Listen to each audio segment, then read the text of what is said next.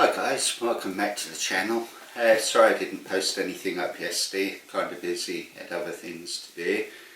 Got some exciting news for the channel later on, but today I've got a funny one. How many of my subscribers or viewers of this channel, I wonder, sort of Generation X and grew up late 70s, 80s and used to read such publications as Airgun World, as it originally was, and then you've got later on Airgunner.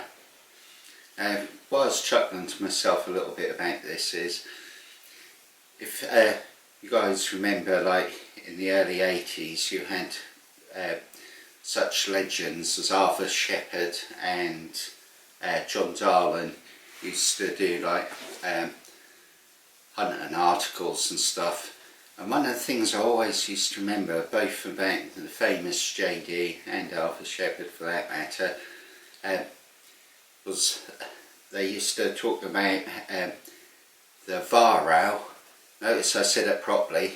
I'm not going to say Weihrauch because that is bastardised German, and that's not correct. That's not how you say the HW thing, but that's why I'm very careful when I talk about the guns, HWs. I say that because I don't want to offend people, but trust me, Weihrauch is the correct pronunciation, not Weihrauch. Horrible, horrible.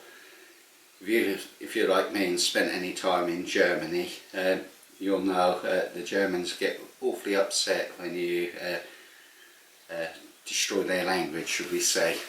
Anyway, by the by. Getting back to where I was going, they used to talk about the thing, like when John Darlin was using his HW80 and Arthur Shepherd his HW35 export, they used to talk about the thing called the HW click. And that usually on the 35 used to refer to, like when you closed the breech of the rifle, the articulated cotton link, it used to make a really loud like click. And likewise on the 80, I've lost count how many times I read in Airgun World when he used to, John Darlin used to write, and I closed the rifle breech with a business-like click. Well, today I had a funny one. I've been out on the Squirrels. I've been using the HD66. I've got some Crackdown footage. I had some funny footage on there, should we say. It's been a successful hunt, so at the end of the video you'll see the footage from this on the Squirrels this morning. Didn't shoot many. I don't know what it is about me. I get up on the feeder and something will always go wrong. Today, predictably being in England, is the weather. It's blowing a hoolie outside and it's absolutely pouring down. You can still see like rainwater on the rifle and on the sight on. Anyway, getting back to where I was going, the business-like click. Well, when you watch the footage of me attempting to shoot one of the Squirrels, I can't remember if I swore on it, but I should have done if I didn't.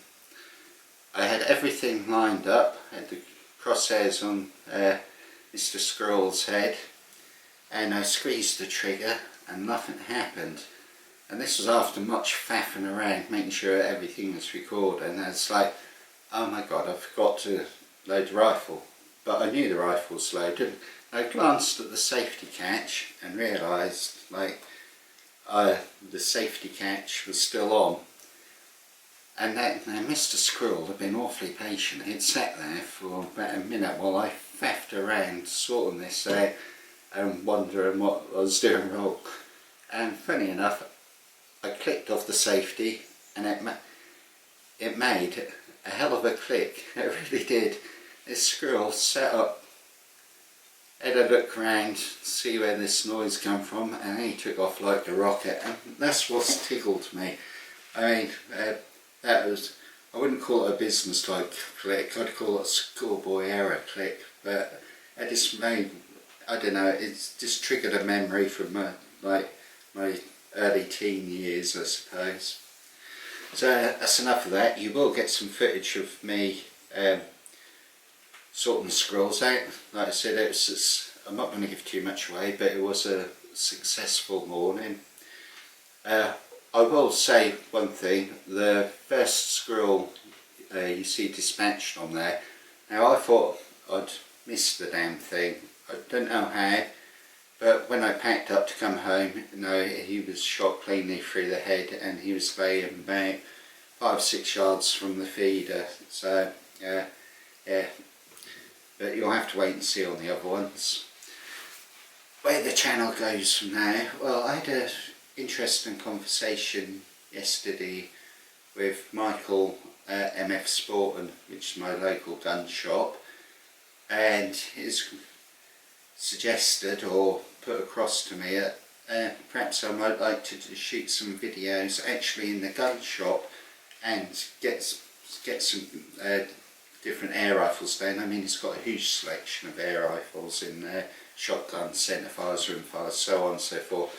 But he's offered to let me basically get the guns down and pick the ones what I think would be useful for you guys, and hopefully it might come about do some testing on them and do a review on them for the day or sort of thing.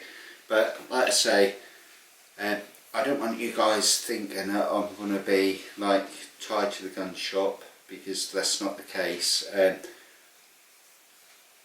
I will not ever recommend junk. I've said it before, it's my integrity what will be called into question if I did, so that's not going to happen. So what I want to do is, like I say, I'll pick the ones what I think are really good for you guys, and we'll take it from there. And enjoy the rest of the video. I'm going to sign off now on this bit, and I'll put the squirrel footage at the end of the video. Cheers guys.